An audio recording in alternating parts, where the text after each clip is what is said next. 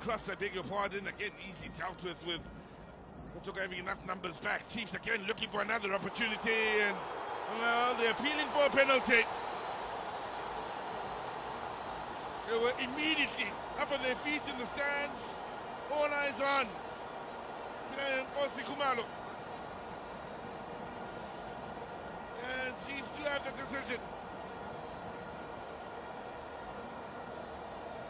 Now, Flexible Neil, Amoa, as well as Ansu, will question the referee for his decision here. Out of the stands, Chiefs fans are, well, celebrating what could be a great chance to go into the lead with just a few minutes remaining in this match. Certainly in the last 10 minutes, and a great chance to lift the Toyota Cup for the first time.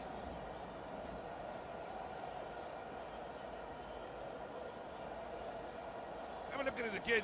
Chabalala looking for Mori.